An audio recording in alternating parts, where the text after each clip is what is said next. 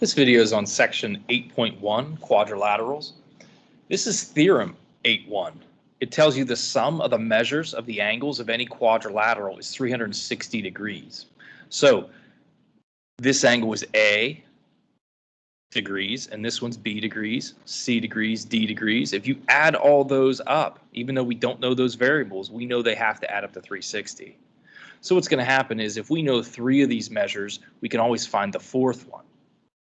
Or if we know what all of these angles are in terms of a variable, we can write this equation to set them equal to 360. That's what we're going to do in these examples. So every four-sided figure has 360 degrees, regardless of what type of quadrilateral it is. Okay, so here is a figure that sure looks like a right trapezoid. I'm just going to say it's a quadrilateral right now because I can't prove that these are parallel sides right now. Actually, yes, I could, but maybe that's for another video. We want to figure out what this angle is. We know there's 360 degrees in the figure. So if I start with 360 degrees and I start subtracting away the angle measures that I know,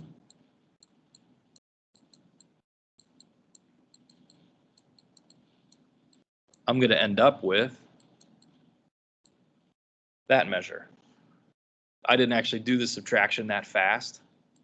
I knew that this is 130 from a different reason. I'll tell you why in a second. We've talked about identifying this quadrilateral. Well, these two angles are consecutive interior angles, and they're supplementary. So that forces these lines to be parallel. So this is a trapezoid. And if it's a trapezoid and you have right angles, then this is a right trapezoid. So that's something we're going to do in the future sections, but you definitely have the skills to understand that right now. So knowing that that's a right trapezoid, I know that these two angles have to add up to 180 as well. So that was a little easier way for me to get that answer. Maybe just stick to 360 minus the three numbers that you have. That's an easy example.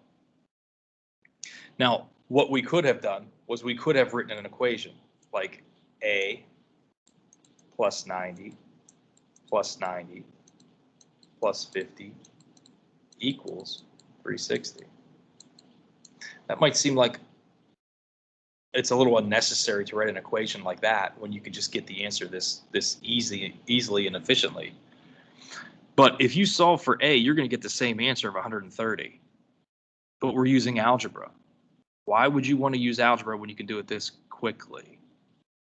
Well, eventually, these aren't going to be constant numbers. They're going to be variables. So that's why we want to model it both ways. Here's another easy example. There's no picture here. They ask you to find the missing measure if three of the four angle measures in a quadrilateral, and it's quadrilateral A, B, C, D, are 50, 60, and 150. So again, you could just subtract if you want. Let's take away 150, take away 50 more, and take away 60.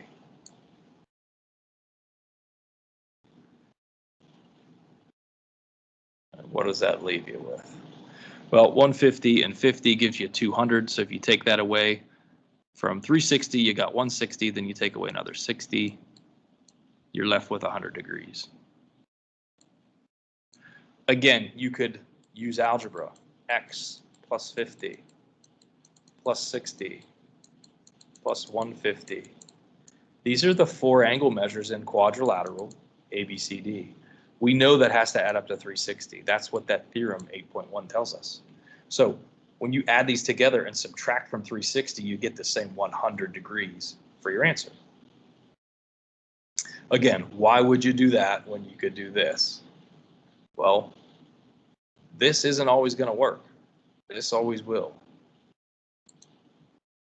Okay, so look at this example. This one's tougher. Find the measure of all the angles in quadrilateral KCUD.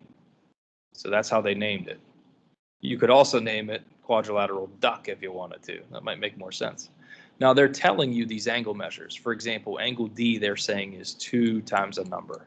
That number is X. Angle U is 2 times the same number X. Angle K is 2 times the number minus 20. And angle C, 3 times the number plus 20. These four angles need to add up to 360 because they're angles of a quadrilateral. So you can't just subtract these from 360 because there's a variable in it. That's why you need your algebra. 2x, 2x, 2x minus 20, 3x plus 20. I'm just writing down the four angle measures. I know that if I add these angle measures together, they have to equal 360. So even though I don't know what either of them or any of them are, I can figure it out because I know altogether they add up to 360. Okay, I'm just going to combine my like terms. 2x, 2x, 2x, 3x. That's 9x. We also have a minus 20 and a plus 20. Those cancel. So 9x equals 360. When you divide by 9, you're going to get x equals 40. 9 times 40 is 360. So that's your value of x. That doesn't mean your angles are 40 degrees. You got to plug that number in. This is your mystery number. 2 times 40 is 80. 2 times 40 is 80. 2 times 40 is 80, minus 20 is 60. 3 times 40 is 120, plus 20 is 140. Those are your angle measures for your quadrilateral. And this doesn't look like any special type of quadrilateral. These don't add to 180. These don't add to 180. Neither do these, neither do these. So none of these sides are parallel. So we're going to say this is just a quadrilateral. That's the best we can do for that shape.